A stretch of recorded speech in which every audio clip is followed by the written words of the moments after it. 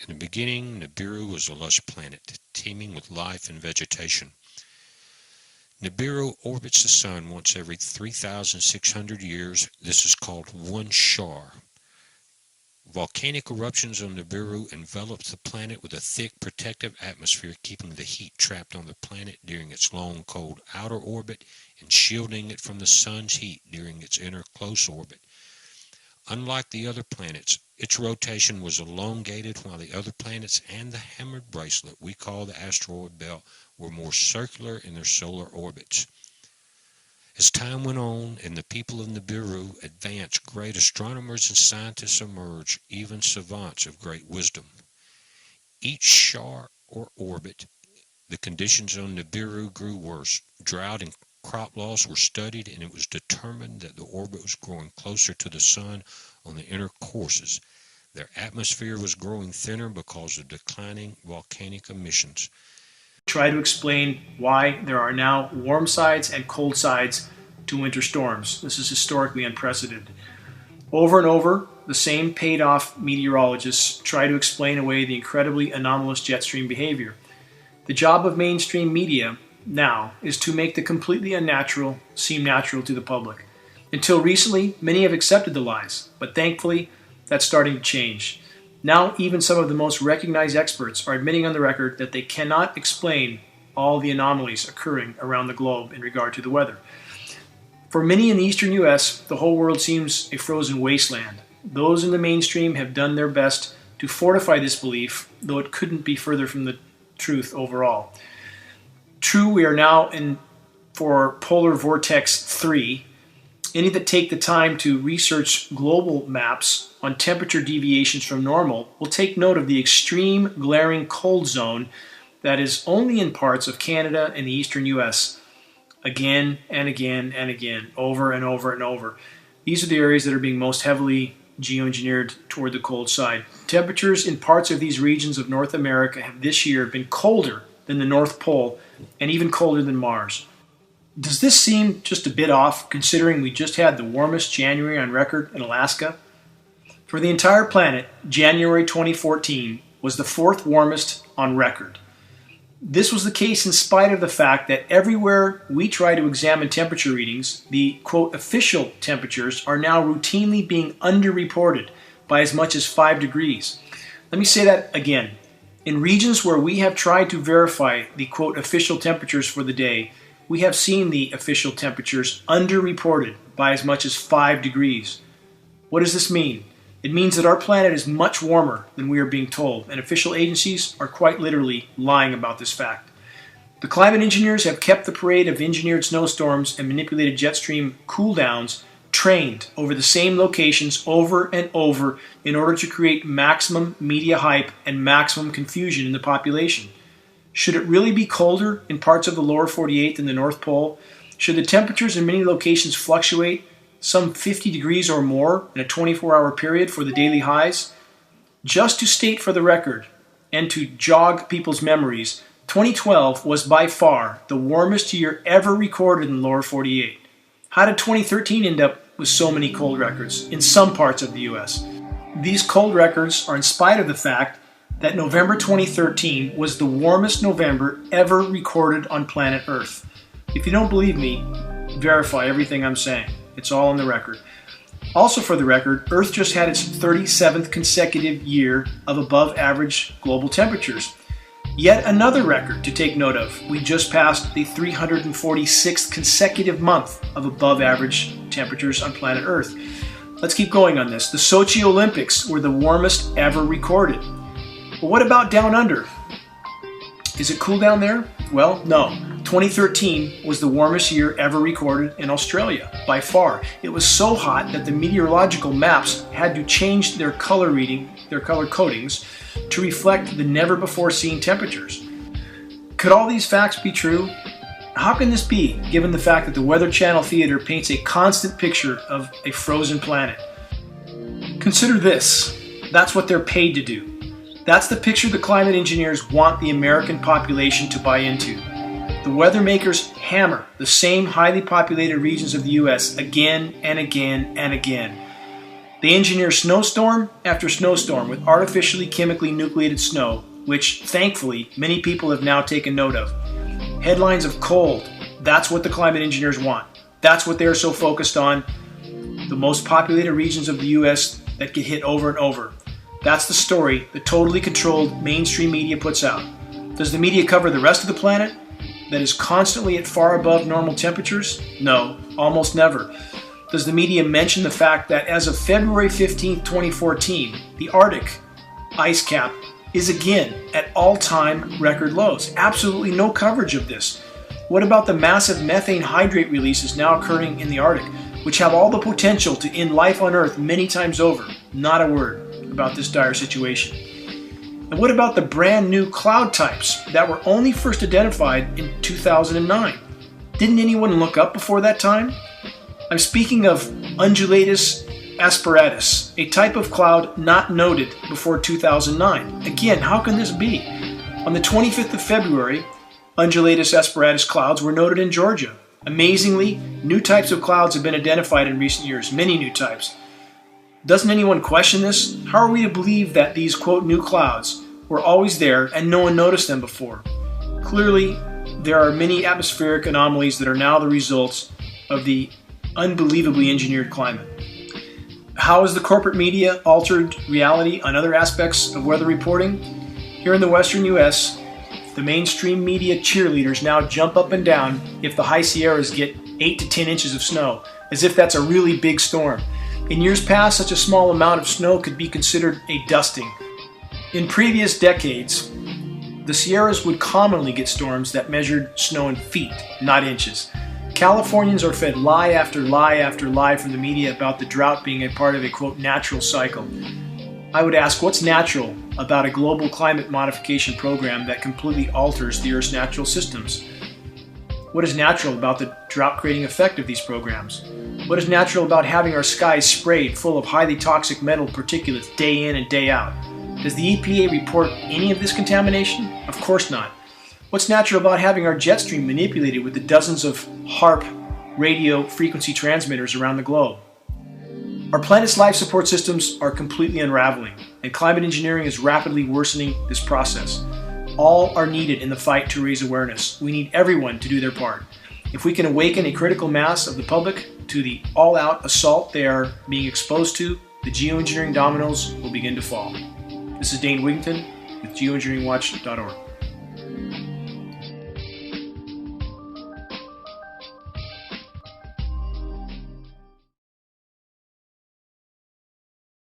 Weather that we're having around the world in New York, these incredible cold spells that we have had. Who had ever heard of the vortex in New York, right, before that weird weather? The incredible heat that Australia has suffered, the floods in the UK, and you name it, it goes on and on and on and on. There's no country that has been exempted. These very strange extreme weather events are going to continue both in their frequency and in their severity. It's not that climate change is going to be here in the future. We are experiencing climate change. This Arctic blast could see America reach its coldest temperatures in decades. Millions of people across a huge swathe of the country are being advised to hunker down while the so-called polar vortex does its worst. Minnesota could be hardest hit, with wind chills set to make it feel like an astonishing minus 50 Celsius. The polar plunge has struck unusually far south. In Oklahoma, the rotating pool of freezing air is producing rarely seen temperatures. The inside of the New York to Washington, D.C. train iced up. Try opening the window in Chicago and you'll get this. 35 below zero right in your living room. It's so cold, Lake Michigan looks more like a hot tub. The water outside Chicago warmer than the frigid air, and ice already forming along the banks. Images of water turning to ice before it reaches the bottom. Parts of Niagara Falls have become frozen. South as Texas and here in Elk City, Oklahoma, heavy snow is falling. This is unusual even for winter. This weather combination that we're seeing right now with all of the snow and the cold is unlike anything that we've seen in decades. And I can't emphasize that enough. The cold really scares me. And as such, that we will have temperatures that are potentially deadly or certainly life-altering temperatures. Hundreds of flights continue to be cancelled, leaving passengers stranded. While on the coast, not far away, seawater, which flooded some communities during the storms, has now frozen over, marooning people there too.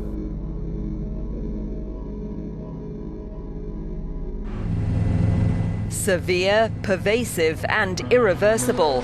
Words used in a new UN report about the likely impact of global warming. Amid extreme weather worldwide, experts say the health, economic prospects and food and water sources of billions of people are at stake. It's everything from droughts to rising sea levels. We're not in an era where climate change is some kind of a future hypothetical. We live in a world where impacts of climate change are widespread and consequential. We see impacts from the equators to the poles and from the coast to the mountains. There's no question that we live in a world that's already altered by climate change.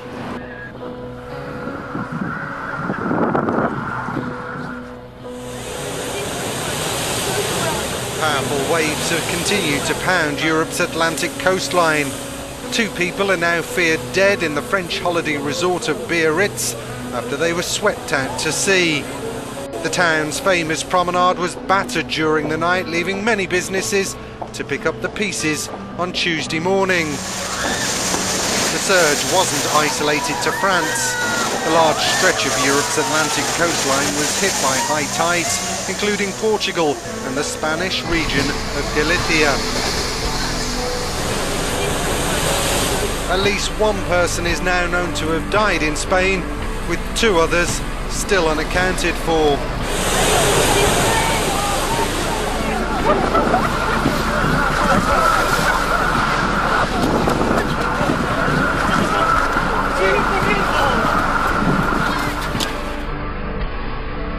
In Portugal, this amateur footage showed one man's desperate attempt to save his car, just managing to escape in the nick of time. Elsewhere, near the capital Lisbon, the swell was so bad, huge pools of foam like this started washing up along the shore.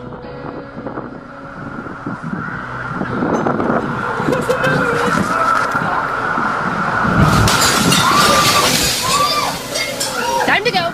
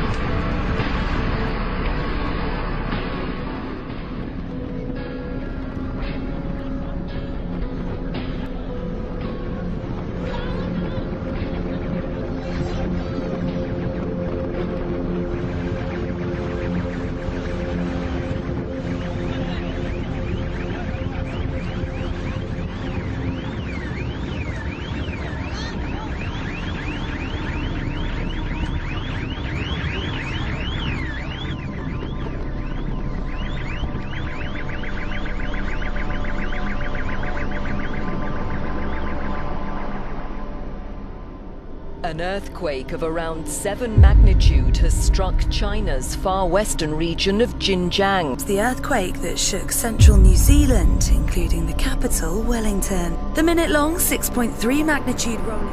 Thousands of residents woke with a bang this morning after a series of earthquakes rocked the state. Many have told of their fear and confusion as the shockwaves rumbled through the suburbs. Tremors and shakes were felt right across Metro Adelaide. We have very few this close to Adelaide that are of this magnitude, so it is more unusual. South Carolina and Georgia got a bit of a shake last night. An earthquake with a preliminary magnitude of 4.1 shook homes and rattled residents' nerves. It's the second largest earthquake to ever hit the state. A 6.9 earthquake hitting off the coast of Eureka. Already 4 aftershocks. Chile has ordered an evacuation of parts of its northern coast following an earthquake with a magnitude of 7.0, jolted an area 35 kilometres north. Whoa! Oh, An earthquake. Big earthquake right now. Big earthquake. That's A really strong shaker right now. Very big. And it was I almost a still feel combination it. Are you still feeling it? Yeah. Steady It's shaking still there. shaking. My hands are shaking. A 4.4 magnitude earthquake has shaken Los Angeles. This is the second quake to hit the state in a week. This is the strongest quake to hit the city since the last aftershocks of the 1994 Northbridge quake. The United States Geological Survey said there could be a 5% chance of another strong quake within the next 3 days. Local residents in Nova Scotia and New Brunswick woke up to a bit of a surprise when a giant fireball illuminated Canada's skies early on Tuesday morning. CCTV captured the incredible moment when a bright burst of light lit up the sky. The fireball, which is thought to be a meteorite, could also be seen from Nova Scotia, where eyewitnesses said they saw bright lights in the sky and heard a loud noise like thunder at around 5 a.m. local time.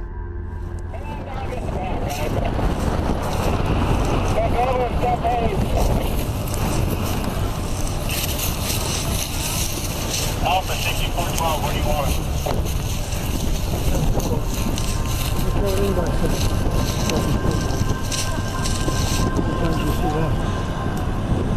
Not real often.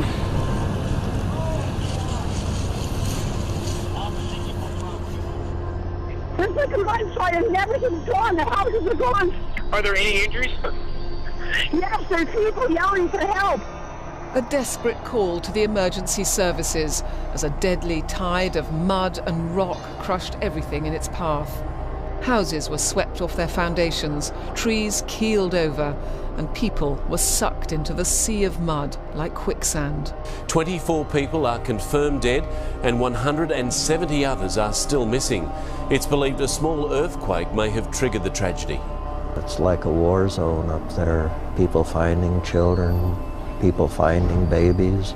And while the task of finding bodies is already so grim, some have had the even more unimaginable trauma of finding only partial remains. The slide hit with such force that oftentimes the rescuers are not recovering full intact victims. Massive turnout by the emergency services personnel going through their districts, checking. A lot of rolling going on down here. My family lives down here in Orange County. They said it was quite violent. It went on for quite a while, so a pretty good shaker coming through. A 5.1 magnitude earthquake shook Los Angeles, triggering a rock slide. This is actually the second noticeable earthquake that this area has had in just the past 2 weeks. And since the earthquake hit, there have been more than 100 aftershocks, including one that was 3.4 just a short time ago. The ground shook just after 9 Friday night. We might be experiencing, I should say, an earthquake here. And seismologists are particularly worried about this quake because they think this fault may be reawakening. We haven't heard from this particular fault, they don't think, in several decades. The reason they really don't want to see this fault wake up again, it runs right through downtown LA. Yeah, the second largest city in the country, Ryan. This footage shows a rare tornado that ripped through Northern California, damaging dozens of homes, while debris smashed windows and ripped holes in walls, and left residents of the city of Roseville in shock over the unusual event. 0.8 magnitude quake hit the northern part of Yellowstone National Park in Wyoming. It shook the ground at about 5:30 this morning, California time. It was felt in towns along the Montana-Wyoming border, including West Yellowstone. This morning, tsunami sirens blaring. Chaos as an 8.2 magnitude earthquake rocks the coast of Chile, driving almost 1 million people to evacuate their homes. Fires burning after a 6-foot tsunami followed the quake. The shockwaves were felt hundreds of miles away, shaking buildings as far away as Bolivia and Peru. People are dead and many more injured. For the past 7 days, more than 1,700 earthquakes worldwide. We do still have tsunami advisories.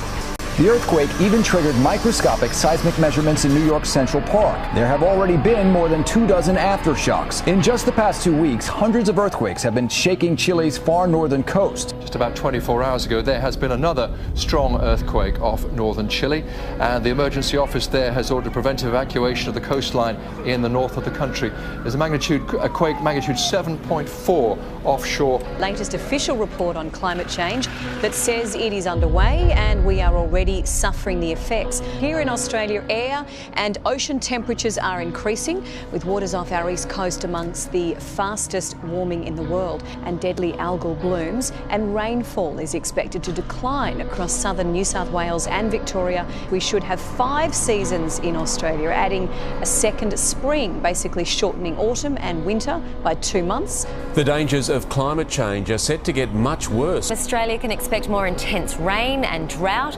greater bushfire danger and worse cyclones. Warming across every state, every territory and every season in Australia. It's the superstorms bringing nations to their knees. The searing sun turning the earth into a tinderbox, leaving the ground cracked by drought, and the crashing waves of rising seas. But it seems this extreme weather isn't random. A UN report says this is climate change, and things are only going to get worse. We have reasons to believe that if the extent of climate change continues to increase, then the very social stability of human systems could be at stake. Today's report is somber reading. Rising temperatures and changing weather could mean more crops fail, so food is scarce. Wildlife will face extinction. Rising sea levels could make water undrinkable, with flooding forcing millions from their homes. And the threat of war will rise as people fight for resources. Okay, we just found this out here in the middle of the lake. What the fuck is it? So foggy. Alright, I'll touch it. Okay, touch it. Oh, did you see it? Slimy? Yeah. You need a stick or something. So, what the fuck is it? Touch it. Gross. Gross. Oh, weird. What if it's like a disease? What if it's some of those clams you were talking about, trying to find some shells? Might be. You don't just see shit like this, man. Let's get a close-up on it. It melted the ice. I know, dude. That's what's weird about it.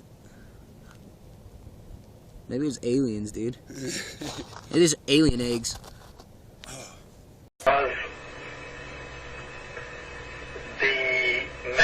The attitude, mentality amongst those who at the higher levels, the highest levels of Vatican administration and Vatican geopolitics, know that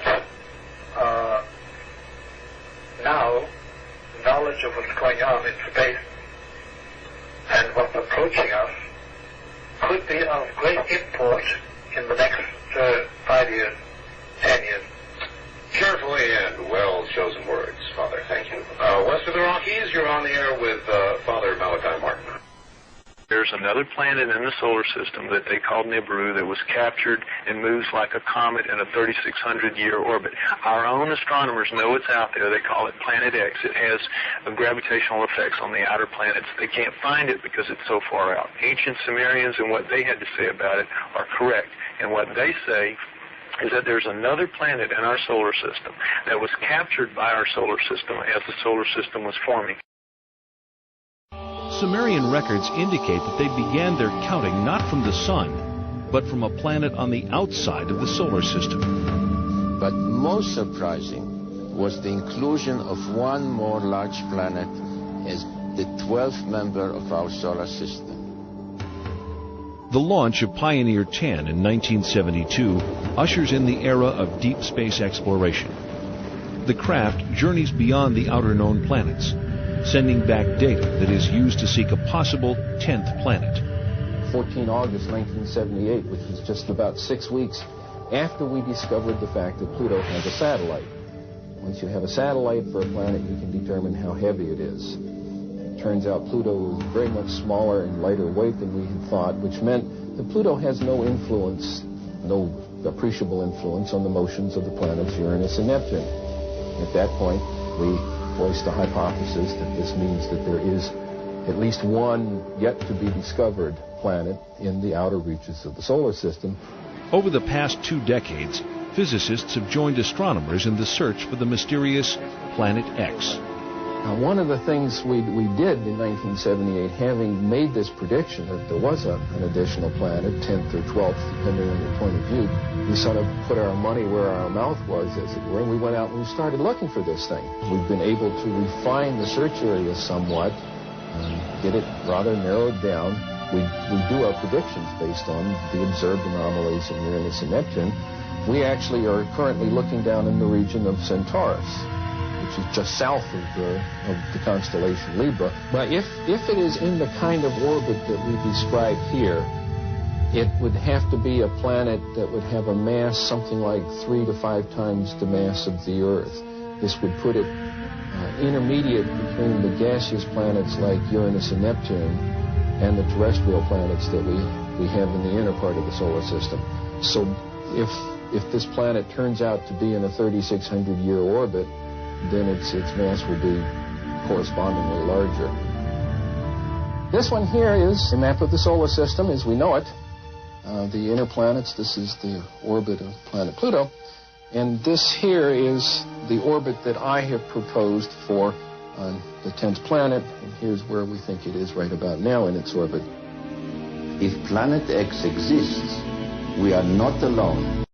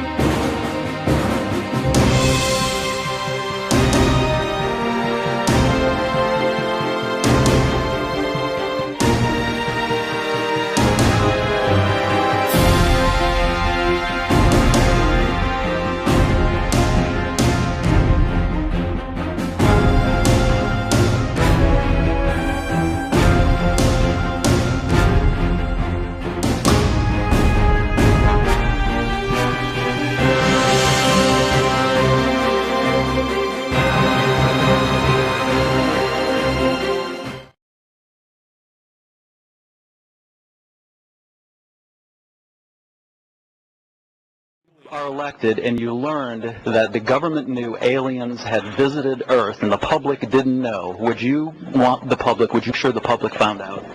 Well, it depends on what these aliens were like and whether they were Democrats or Republicans. So you have to go further than that. Do you believe in life on other planets?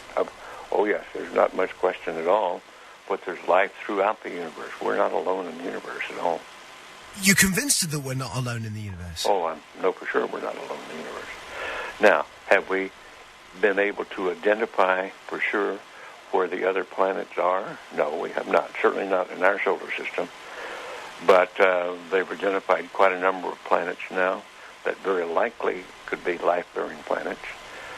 And I happen to be privileged enough to have be in on the fact that we have been visited on this planet. And the UFO phenomenon is real, although it's been covered up by our governments for quite a long time. Whoa! Hang on a minute. Well, this is big. Whoa! All of this is quite a shock to me. Well, I'm sorry you haven't been reading the papers recently. It's starting to open up quite a bit. So you're telling me? Well, there's a lot of information to take on board. Hang on a minute. I mean, listen. I've heard crazy UFO nuts tell me this kind of thing before. I've never had Dr. Ed Mitchell, the sixth man to walk on the moon, a respected scientist in his own right, announced to me that we've been visited by aliens from other planets, and that they definitely are out there. There's no debating it. Well, that's the first time you've ever talked to me, or I've told you about it before. So you believe in you believe the whole deal? There's more nonsense out there about this than there is real knowledge, but it is a real phenomenon, and there's quite a few of us. It's been well covered up by all of our governments for the last 60 years or so, but slowly it leaks out, and some of us are privileged to have been briefed on some of it. I happen to have grown up in I don't even know whether you know this place, Roswell, New Mexico, where presumably the Roswell incident of 1947 took place, and I'm quite knowledgeable of the lore there, and since I grew up there. But I've also been in military circles and intelligence circles that knows beneath the surface of what has been public knowledge that, yes, we have been visited. So, and be serious, you're not going to go, I was just pulling your leg about that. That's not true. I'm just wondering if I've stumbled upon astronaut humour, and in a couple of minutes you're going to go, I was only pulling your leg. No, I won't say that. Wow. So what? So you've been briefed on the fact that we've been visited. Well, I have briefed is one word for it. I have been involved in much of this work. No, it's not my main work. It's not my main interest. But I have been deeply involved in certain committees and certain research programs with very credible scientists and very intelligence people that do know the real inside story. And I am not hesitant to talk about it. What is the real inside story? Well, I've just been telling you. We have been visited. Are we in regular contact, or was it a one-off crash, or...? Well, no, there's quite a bit of contact going on. I can't tell you because I don't know all the extent of it. I don't know all the inside details because that isn't my really main interest. But the fact that we have been visited, the Roswell crash was real, and a number of other contacts have been real and ongoing, is pretty well known to those of us who have been briefed and been close to the subject matter. So why is it being covered up then? Why is it that it's not mainstream? Well, the reason for that goes back to the main instance really started taking place after World War II, when in the United States, at least, I can't speak for the European governments or the South American governments, all of whom have recently started opening their files. And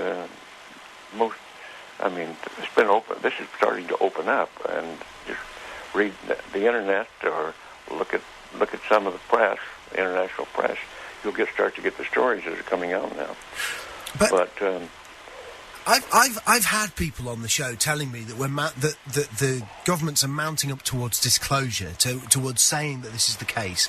Do you think it will be the case that there will be an actual disclosure on this, maybe this year, that the governments will come out? I don't know whether it'll be this year in the United States, but certainly we've already had it in the last few years from the Belgian government, the French government, the Brazilian government, the Mexican government.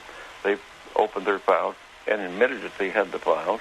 Right, okay, let me get my head together. Okay, listen, here's what I know. I've had people on the show talking about the fact that the Catholic Church has said belief in life on other planets doesn't compromise your Catholicism. Of course, that just happened recently. Yeah. In association with a major release, I believe, of the British government, some of the British government files There weren't their deepest files, but there were some files released. Yeah.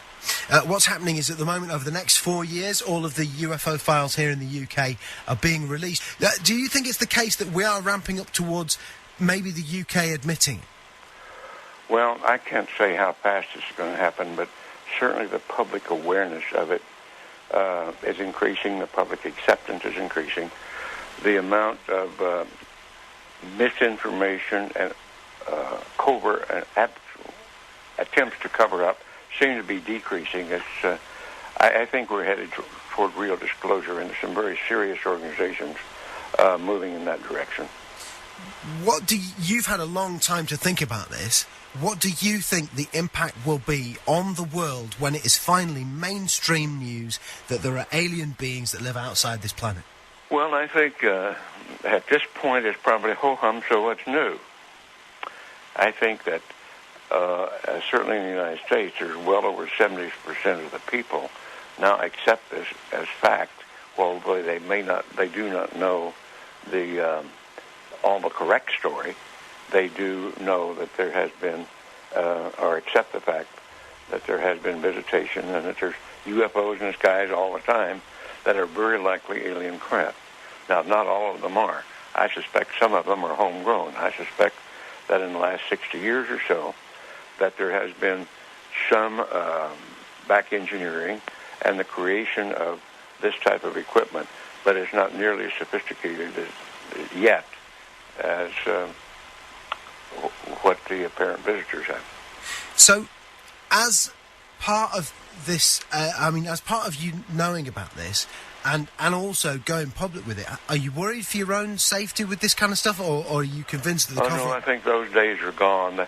That used to be a concern among the people on the inside, but I don't think they're knocking anybody off for that anymore or doing drastic things to them. What do you think the intent of the aliens is? Is it hostile or peaceful? No. It's not hostile. It's pretty obvious that if it were hostile, we'd have been gone by now. Really? I mean, what? We could have been. Wow. We had no defense, if that's what their real intent was. And what are we talking? What do they look like? Are we talking like, the traditional sort of... You've seen some of the pictures. The pictures that I know of, some of them are these little people that look strange to us. As far as I know from my contacts that have had contact, that's pretty accurate. Wow. Do you think other people who were involved in the moon landings know about this? Some of them do. But again, it's like other people. If you're interested enough to dig into it and want to know about it, you can know about it. Because, man, listen, I don't want... I know you're a busy guy, and I know there's other people who need... Yeah, this phone, they're not leaving me alone with this other phone that's ringing all the time, and I'm by myself here. This has been easily one of the most significant conversations of my life. Unbelievable. I want to thank you for joining us. You bet. And Dr. Ed Mitchell, listen, you're a friend of the show, if you want to accept that friendship. Wow, what an incredible... That's what's weird about it. Maybe it was aliens, dude. It is alien eggs. Oh. That'd be cool.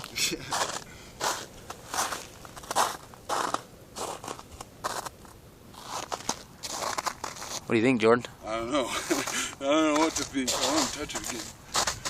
It's so foggy out. Oh, weird. Ew. I wonder if it's getting even... Yeah, you can't even see out there.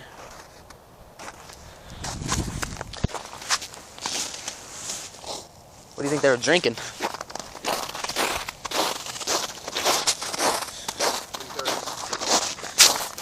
Yeah, it looks like it.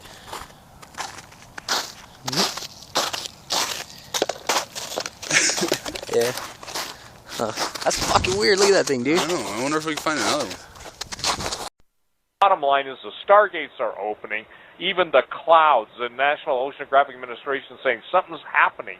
The clouds, the normal clouds that used to be at a specific height, are lowering and they're dissipating. That's true. Whatever God made is being taken away. the chemtrails, they're terraforming the Earth, but that's another story. How do the aliens fit in? Just do a 5-minute, 10-minute just thing, because I don't think people understand that when the Vatican made its, you're going to love the word, quantum shift to now embrace what they usually teach are demons. And by the way, I was in contact with one of the most prominent sorcerers, an elderly gentleman for the Vatican, so I know from his position what he sees taking place. But so this is a quantum change. Chris dealt with Jerusalem being a critical part of the move, but also how do the aliens fit in? And I'm not trying to take away from Petrus Romanus, but my guess is that they're kissing cousins, okay? Okay, well, I'll go there then. I just want people to know that when they read the book Petrus Romanus, it's not going to be about aliens. No, I understand that. I understand that, and I'm not trying to take away from it. When we go to the questions, we'll go specifically to that, but I think, look, we only got 15 minutes before we go to the questions, okay? And okay. I'm getting emails asking me to ask you that, because there are people that have listened to you, are now being, introduced to Chris, but have listened to me, and they're saying, okay, I'm starting to get it now. So if you just want to take 5 minutes, that's all I'm asking. All right, I'll do that. Yeah. Okay, and so let me just jump really far forward and just say this. The rabbit hole goes very deep, right? Yep. And I will do published work on this probably this year, in which I'm going to show the world interdisciplinary works from the Vatican, in which they are explaining how mankind could soon be evangelized, that's their word, during contact with spiritual aliens. I know that sounds extraordinary. If people want to email me, I'm glad to send them the actual publications from some of the highest placed astronomers inside the Vatican, in which they are talking about us soon being greeted by extraterrestrial civilizations, and how we will need to respect those intelligences who are going to have, according to these documents from the Vatican, they're going to have, let's say, a higher level of understanding of God. And the reason is because they're not fallen, according to this theology. We're fallen. They're not. They're closer to God than we are. And therefore, they're going to have a non-terrestrial intelligence that offers better understanding of the relationship between God and the whole of creation. And by the way, let me just quote this document from the Vatican. This quote, this would not immediately oblige the Christian to renounce his own faith in God simply on the basis of the reception of new, unexpected information of a religious character from extraterrestrial civilizations, but such a renunciation could come soon after as the new religious content originating from outside the earth is confirmed as reasonable and credible. Once the trustworthiness of the information has been verified, let me stop for a moment in this quote and ask if anybody can explain to me how it could be verified. How would you verify an extraterrestrial message? This really kind of sets me aside. Anyway, the believer would have to reconcile such new information with the truth that he or she already knows and believes on the basis of the revelation of the one and triune God, conducting a rereading of the gospel inclusive of the new data, end quote. So how this information is going to be confirmed as reliable is beyond me. How this more complete ET gospel is going to de-emphasize or significantly modify our understanding of salvation through Jesus Christ, this is something that's also beyond me. But you have Vatican observatory directors from Christopher Corbally, for instance, in his article, What If There Were Other Inhabited Worlds, concluding that Jesus simply might not remain the only word of salvation. That's his words.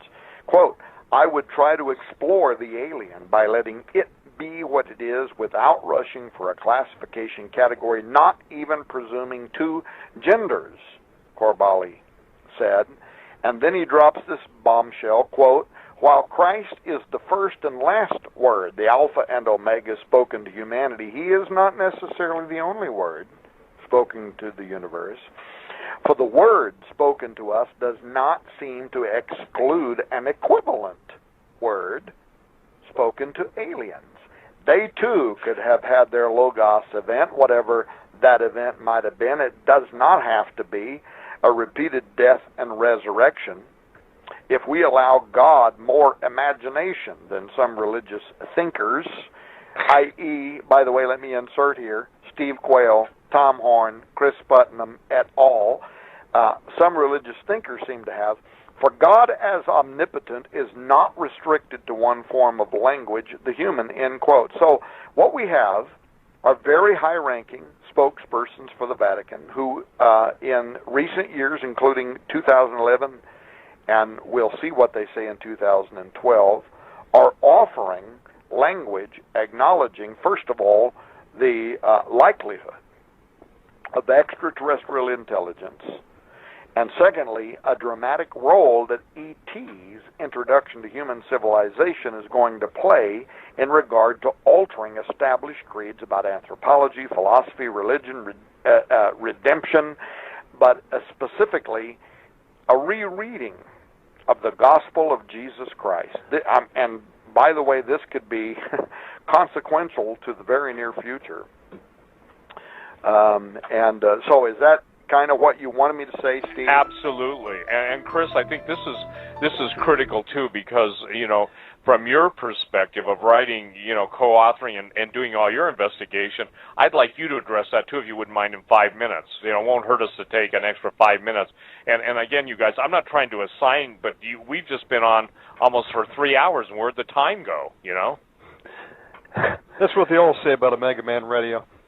Yep.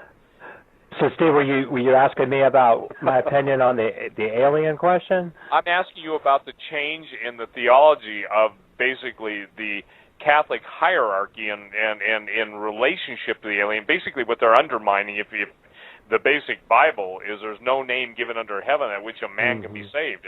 So I want your take on that, because again, you know, you are a man who gets in and delves into things.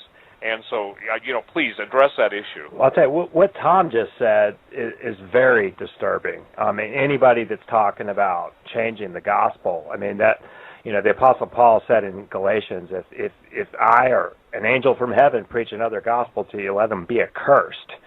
So, I mean, you know, biblically, there's absolutely no way we should accept anything like what he was just talking about. You know, I think it's really kind of strange the way the Vatican has been talking about, you know, that's a subject that I follow and I'm interested in. It's also one that's really hard to parse, because there's so much bad information, and you know, there's so many people that hoax UFO things and things like that it's really hard, you know, to find out what's real. But I follow the subject very, very closely. One of the things that, you know, in the research for this book that, you know, that I was really shocked to discover was, you know, how the Marian apparition kind of fits in to Catholic theology. And, you know, that is one way that I can see some kind of intersection perhaps with UFOs. And it might be another thing that, you know, you were mentioning earlier, you were talking about Islam, and, you know, and we're also talking about this third temple thing. Now, you know, one of the things that I think is a live possibility is, you know, we're talking about, you know, a religion of Antichrist in Jerusalem and a third temple, and somehow a one-world religion, you know, is what's predicted. Now, what could possibly unite Judaism, Catholicism, and Islam under one temple? I mean, that seems literally impossible with the way things are today. But if you had something come in from outside, like an alien presence, or something like that, that says, here we are, and preaches this peaceful new gospel that Tom was mentioning there, I could see how that might unite all the world religions under this new thing. That's a live possibility. It's going to take something that powerful. Now, the apparition is making these kind of statements, though. I mean, I did a whole chapter on the Marian apparition in the book, and in the Netherlands, in Amsterdam, the apparition's appearing and calling itself Our Lady of the Nations, and it's talking about uniting the world. Okay, and we look at the prophecies in the book of Revelation, and we see that, Revelation 17 is talking about this one world religion all coming together. And, what could do that? It's interesting that the Muslims also venerate Mary. Okay, and, that seems to be an intersection between these two, classically opposing faiths that could actually bring them together. Now, I don't know how that's going to play out, but it could actually intersect with this thing that Tom's talking about, with the Vatican hinting at alien presences. Now, it's going to take something external and something really huge to get the world's attention to unite everybody under one leadership and one faith. And, I think that is something that we can't exclude, because it seems like possibly that is the strong delusion that the Apostle Paul talked about in 2 Thessalonians chapter 2. I agree with you on that. Absolutely. Hey, Chris, one thing you might factor in, too, I think is fascinating. Fatima, the visions of Fatima, which is obviously a city in Portugal, but what is Muhammad's daughter's name? Yeah.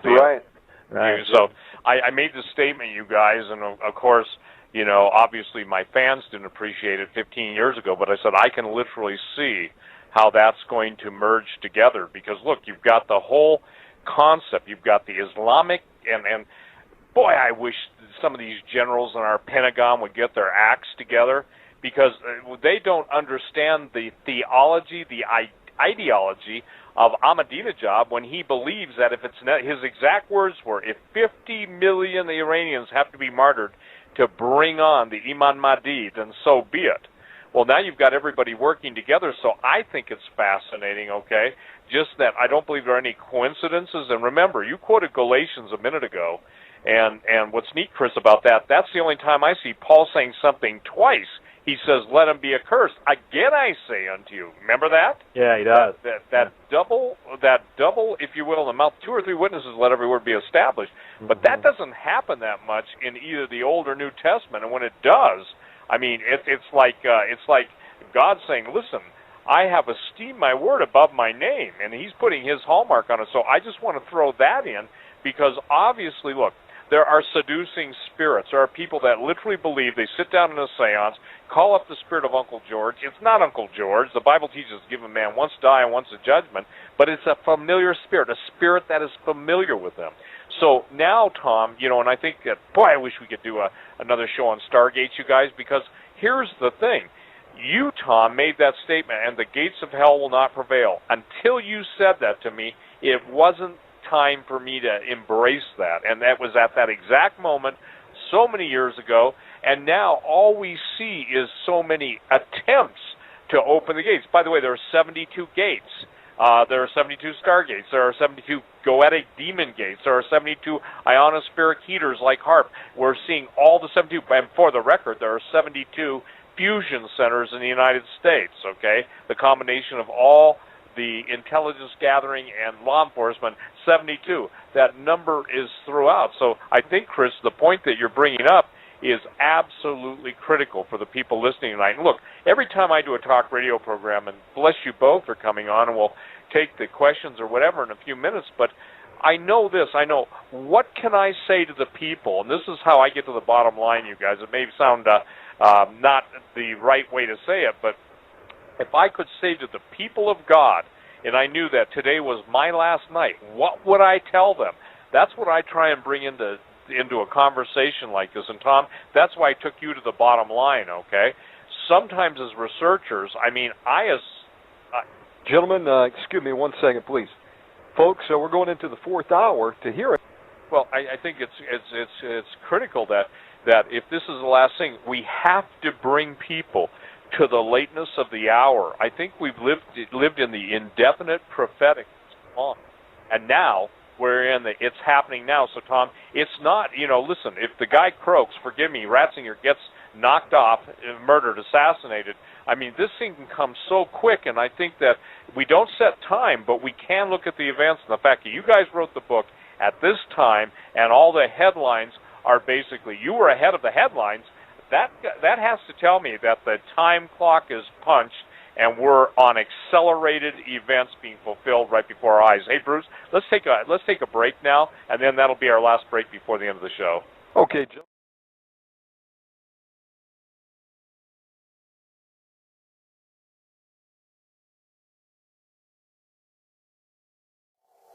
Now, an exoplanet is simply a planet outside our solar system. And to put this recent discovery in context, I thought it would be good to review the history of the discovery of exoplanets so far. The first discovery of an exoplanet was in 1992, so really not that long ago, probably within the lifetime of most of the viewers of this video. Now, this planet was discovered around a pulsar. The first discovery of a planet around a star, much like our own, was only 3 years later, in 1995. Most of the planets discovered since then were what we call hot Jupiters. In other words, they are gas giants which circulate very close to their parent star, which of course makes them rather hot, hence hot Jupiters. Out of the other ones, mostly were also gas giants. However, in 2011, so only about 2 years before this video, we discovered the first Earth-sized planet. To think about all this, before 1992, we didn't know if there were any other planets outside our solar system. In other words, we did not know whether or not we would ever discover another world, let alone a habitable one.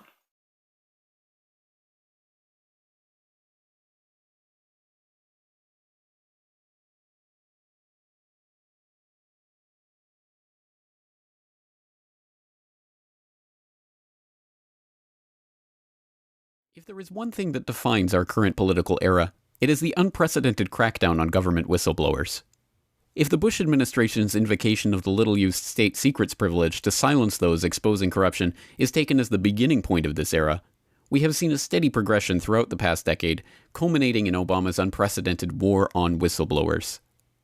As we have explored previously on the Eye Opener, the Obama DOJ has been relentless in its prosecution of those seeking to shine the light on government fraud, abuse, and criminality. In his first 5 years in office alone, he has charged 8 whistleblowers under the Espionage Act of 1917, more than all other presidents combined. And for those brave souls who do stand up to government abuse and manage to survive the seemingly inevitable court battles and legal challenges, the toll on their career and personal finances is just as severe. Take Thomas Drake, the NSA whistleblower who was himself charged under the Espionage Act and eventually convicted of a misdemeanor charge. Stripped of his security clearance and blacklisted in Washington, Drake has been reduced to working at the Apple Store, where, according to reports, he once served Attorney General Eric Holder as he went shopping for an iPhone. Or take Richard Barlow, the CIA intelligence analyst who blew the whistle on the high-ranking government officials who were tipping off nuclear proliferation suspects about FBI stings and helping them to ship important nuclear weapons technology to Pakistan. He was fired from a position at the DoD after raising concerns about how his reports on Pakistan's nuclear capabilities were being altered by his higher-ups.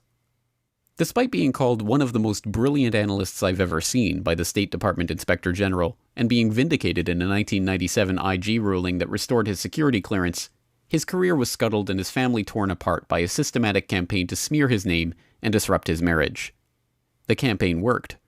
Barlow was unable to continue working as an analyst, his marriage ended in divorce, and in 2005 he was tracked down by researchers working on the story of the AQ-Con network to a motorhome in Montana, where he was living with his 2 dogs.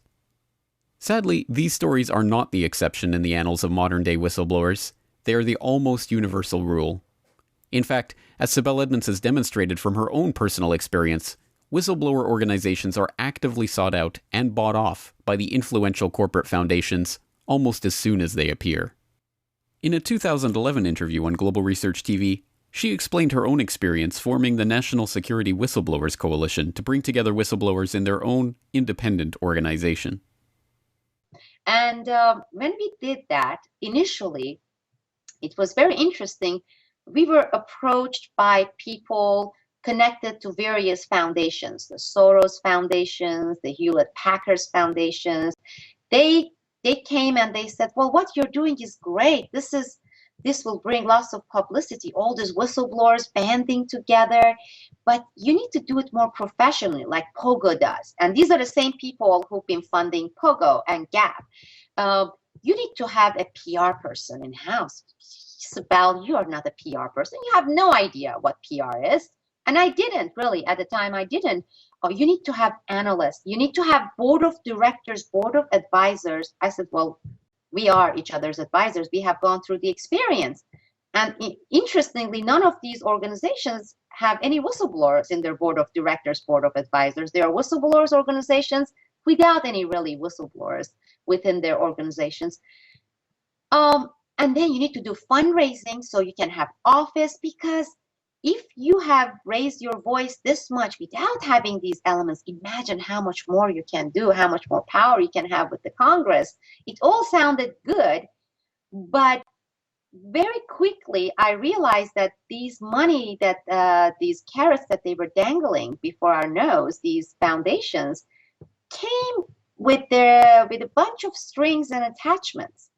Because as I was talking with these people, with foundations, I was adding more whistleblowers. And in one case, one whistleblower from Clinton previous administration joined the coalition who had blown the whistle on Al Gore and some narcotics-related issue case within the Drug Enforcement Agency, DEA. When I added this particular whistleblower, and he's still there on our list, these foundation people came and they said, why are you adding the Clinton administration whistleblower? Right now we are focused on Bush administration. This is distraction, and you should just limit to all these current wrongdoings and don't get into all the Clinton stuff. And basically this was just one example of many. Why are the heathen and sheathen so afraid of NIbiru? Could Mezmur Dawi Bel Lisana Ge'ez? Does this give us a clear indication? Right? The word says the planet of the crossing. Right? The planet of the cross, the finding of the true cross. Well, something very interesting I noticed right here, and this is in this particular Dursan, right? Dursan. So I'm going to give it to you right here. I want to give it to you straight, people. They're afraid of NIbiru because it represents God and the throne of God. Now, you see this word right here? This is NIbiru. Now, the whole verse is Sikre Sehabo Lewelda Hayal Menberu, where Bitzaho is Kalemot. Right? Now, this key word right here, right? Menberu. Now, go through NIbiru, right, in Ge'ez or in Ethiopic. Check that video out. I basically talk about this, but I'm giving it to you right here from the Kedase Mariam, or Mariam's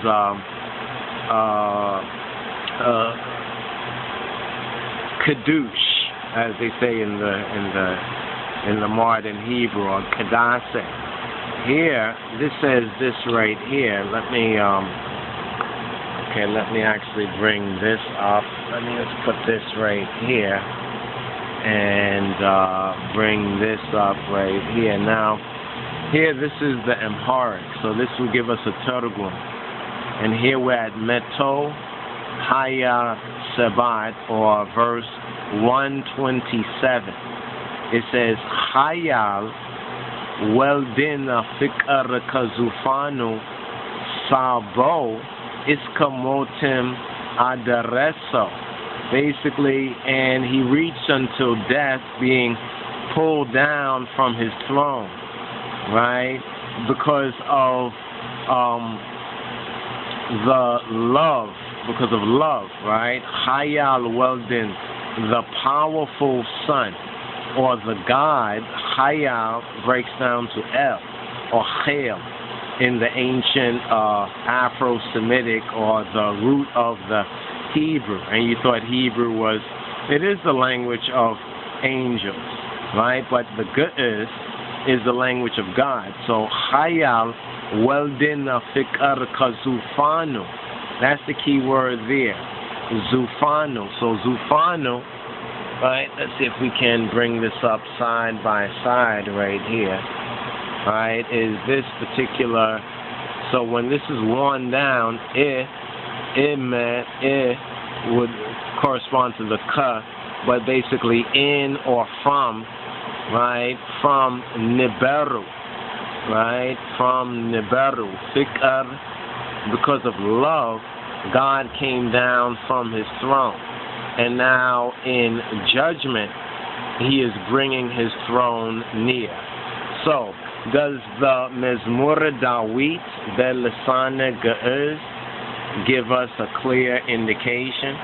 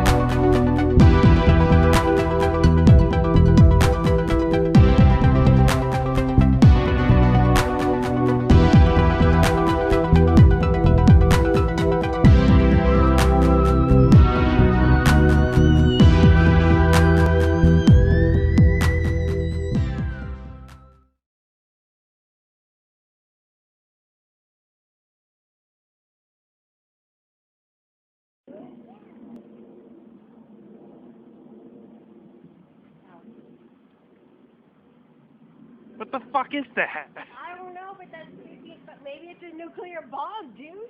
How do you do it?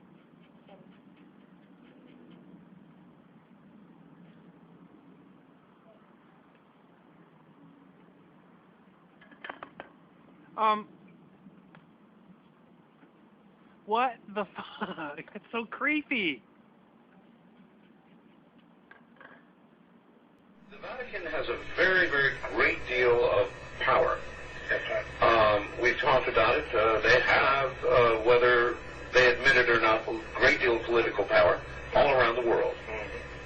One of the things that they did fairly recently was they muscled, and I do intend to use that word, they muscled their way onto a mountain in Arizona, Mount Graham, and they built an observatory on Mount Graham in connection with an Arizona university. However, the Vatican has the larger part of the control of this observatory. Looking at deep space things. That's right. Now, why would they have done that, Father? Because the mentality amongst those who, at the higher level, the highest levels of Vatican administration and Vatican geopolitics, know that now knowledge of what's going on in space and what's approaching us could be of great import in the next 5 years, 10 years. Carefully and well-chosen words, Father. Thank you. West of the Rockies, you're on the air with Father Malachi Martin. There's another planet in the solar system that they called NIbiru that was captured and moves like a comet in a 3,600-year orbit. Может ли небо упасть на Землю? Вопрос уже не актуальный. Прогрессивное человечество ждет более грандиозного события – падения на Землю другой планеты. Конечно, не в прямом смысле слова, но планета NIbiru подлетит к нам так близко, что последствия могут быть катастрофическими. Дело в том, что NIbiru, или как еще ее называют планета X, гораздо крупнее Земли, а значит и ее гравитационное поле гораздо сильнее. Его разрушительное влияние мы почувствуем в конце 2012 года, когда сближение будет максимальным. Как следствие, изменение наклона нашей планеты, а соответственно и полюсов. Глобальное похолодание там, где сейчас тепло, и очередной всемирный потоп. 2/3 населения нашей планеты попросту погибнет. Согласно одной из теорий, NIbiru — это планета богов. В древних текстах их еще называли анунаки, то есть сошедшие с небес. Раз в 3600 лет она якобы появляется, приближается к Солнечной системе, к Земле. Согласно некоторым расчетам, к 2011 году темную планету будет видно даже невооруженным глазом, а 21 декабря 2012 года NIbiru пролетит мимо Земли и засияет на нашем небосклоне яркой красной звездой, словно второе Солнце. Кстати, по случайному ли совпадению или нет, но именно в этот день заканчивает... Про неї знали ще стародавні шумери. Про неї знає і НАСА. Та на уроках астрономії ви не почуєте про неї ані слова. Колись вона вже була тут. Існування невідомої планети забороняють говорити вголос. NIbiru. Ліпше запам'ятати назву цього світила, бо вона наближається. У 72-му році Джозеф Брейді з Каліфорнійського університету помітив, що якась невідома планета викликає гравітаційне безладдя орбіти комети Галлея. Розрахунки астронома показали, що вона в 5 разів масивніша за Землю. Та цю інформацію швидко прикрили, пославшись на похибки дослідницького апарату. Тривалий час дослідники НАСА замовчували відомості про NIbiru. Усю інформацію про неї суворо оберігають і не піддають розголосу. Повторення всесвітнього потопу. Це станеться, якщо NIbiru пройде над одним із полюсів. Крига розтане, і спасіння тонучих – справа рук самих потопельників. Інформацію про NIbiru і досі замовчують. Жодної програми, жодного документального фільму. НАСА не публікує результатів своїх досліджень. Та зараз мовчати вже немає сенсу. І відомості про червону планету спливають на поверхню. А в травні 2012-го її побачать усі неозброєним оком. У вересні того ж року NIbiru буде схожа на друге сонце. Тільки...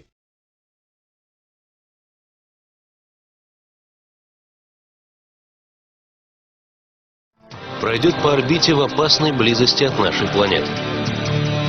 Сила его притяжения будет настолько мощной, что Земля может поменять наклон. Если это случится, то изменившаяся ось вызовет смену магнитных полюсов. И тогда на планету обрушатся невиданные силы наводнения и извержения вулкана, сметающие все на своем пути смерчи и землетрясения. Это Захарий Ситчин, знаменитый американский ученый. В 1978 году Ситчин делает сенсационное заявление. В Солнечной системе вовсе не 9 планет, как считает официальная наука, а 10. По утверждению ученого, кроме всем известных планет, существует еще одна – NIbiru. Она блуждает в космосе по невероятно вытянутой орбите и проходит через Солнечную систему раз в 3600 лет. К теории Захария Ситчина в научном сообществе отнеслись с недоверием. Астрономы не могли поверить в то, чего не видно в космическом пространстве даже в самые мощные телескопы. Однако уже в начале 80-х, после длительных математических вычислений и построения компьютерных моделей, существование планеты NIbiru было доказано. В 1982 году НАСА допустила существование большой планеты, которой впоследствии было дано название NIbiru. В 2005 году американские астрофизики заявили, что на расстоянии приблизительно в 1 световой год от Земли располагается огромное космическое тело. Но главное, на огромной скорости оно приближается к нашей планете. Небесное тело настолько темное, что ни оптические телескопы, ни другие приборы не в состоянии его увидеть. Зафиксировать загадочный космический объект ученые смогли лишь 2 года назад, когда на земную орбиту вышел новый сверхмощный инфракрасный телескоп. То, что увидели астрономы на расшифрованных снимках, сделанных с телескопа, надолго повергло их в шок. В черной пустоте космического пространства четко угадывались очертания огромной планеты. Сомнений уже не оставалось. Это NIbiru. Инфракрасный спутник, который действительно засек объект достаточно больших размеров, и ему удалось этот объект не только засечь, но и как-то зафиксировать, сфотографировать. После изучения параметров и траектории движения гигантской планеты, ученые пришли к неутешительному выводу. NIbiru больше Земли в 5 раз. Но самое страшное, через 3 года она может пролететь в нескольких сотнях километров от Земли. Находясь так близко к нашей планете, она запросто сможет сорвать с нее атмосферу. Ученые выяснили, что однажды NIbiru уже погубила другую планету. Оказалось, что 16 миллионов лет назад в нашей Солнечной системе существовала планета Фаэтон. Она располагалась между Марсом и Юпитером. Теперь на ее месте пояс астероидов. Ученые считают этот пояс не что иное, как осколки древней планеты. По словам астрофизиков, скорее всего, NIbiru столкнулась с Фаэтоном, когда она в очередной раз проходила через Солнечную систему. После такого удара планета разлетелась на куски. По словам ученых, правительство просто скрывает от человечества правду, чтобы не вызывать панику. Представители всех военных разведок мира эту информацию о том, что NIbiru может принести значительный ущерб, урон, разрушение и даже гибель жителей Земли, имеют. А не разглашается эта информация и не становится достоянием общественности только лишь потому, что НАСА и все эти структуры хотят спасти достойных представителей Земли, спасти всех, они...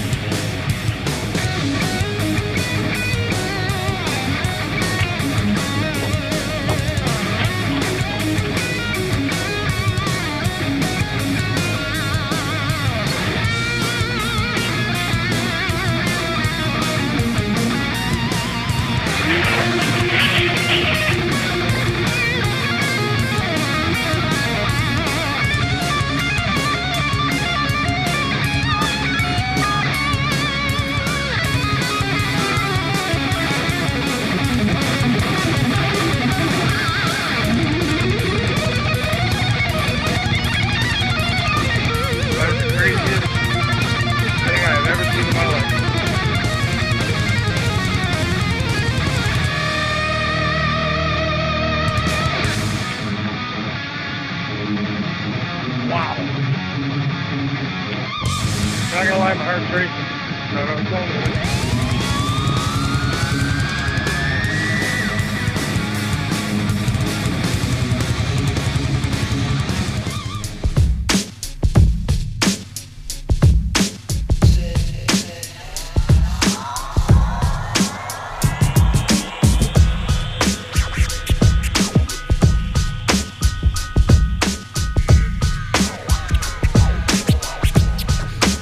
Okay, we just found this out here in the middle of the lake. What the fuck is it? So foggy. Alright, I'll touch it. Okay, touch it. Oh, did you see it? Slimy? Yeah! Maybe a stick or something. So, what the fuck is it? Touch it. Gross. Gross. Oh, weird. What if it's like a disease? What if it's some of those clams you were talking about trying to find some shells? Might be. You don't just see shit like this, man. Let's get a close-up on it. It melted the ice. I know, dude.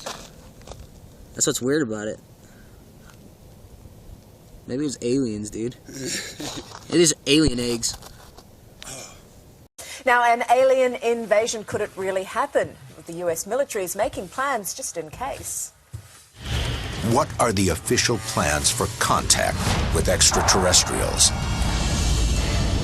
Will they come in peace or war?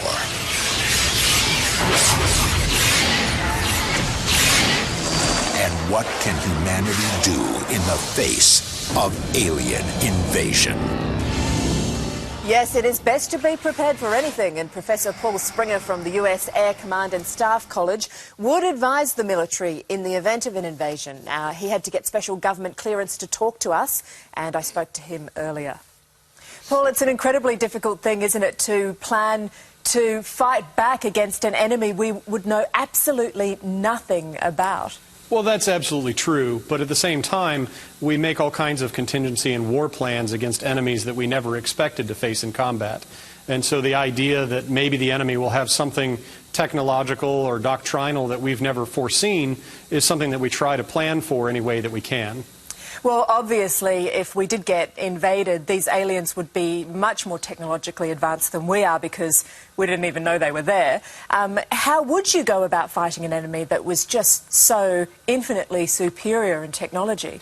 Well, the first thing you'd want to try to do is preserve your forces as best you could. You would want to learn as much about the enemy as possible, and that would mean things like trying to find vulnerabilities, trying to capture technology.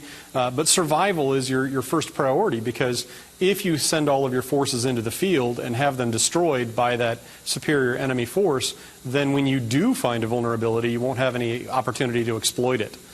What do you think would be the alien plan? What would they do first? That really depends on why they're here in the first place. If they're here for the extraction of a specific resource, for example, they might want to just eliminate any resistance that might block them from their objective. If, on the other hand, their goal was actual occupation and conquest, then they would probably have to prioritize anything that they perceive to be a threat to their own dominance. And so that would probably start by wiping out as many communications networks as possible and eliminating as many weapons as might represent some form of threat either to them or to the resources that they're trying to extract. So they might very well want to counter every nuclear weapon, not because it represented a threat to them, but because it might destroy whatever they're here to collect. Is this something, this kind of planning, that governments around the world do consider? It is, in the same way that governments do plan for any future potential calamities or conflicts. This is the type of thing that, because it's neutral, you're not provoking a fight or assuming a fight with a country that you might want to maintain a good diplomatic relationship with. If you insert aliens... You are elected and you learned that the government knew aliens had visited Earth and the public didn't know. Would you want the public, would you ensure the public found out? Well, it depends on what these aliens were like, and whether they were Democrats or Republicans. That's what's weird about it. Maybe it was aliens, dude. It is alien eggs. That'd be be cool.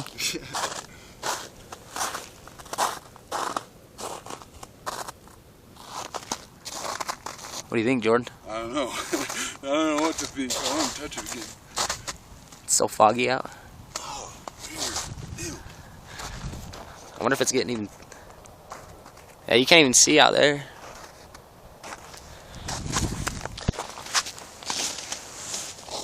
What do you think they were drinking?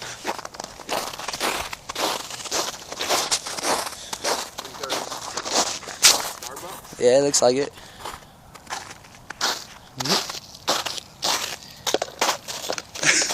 Yeah. Huh. That's fucking weird. Look at that thing, dude. I don't know. I wonder if we can find another one.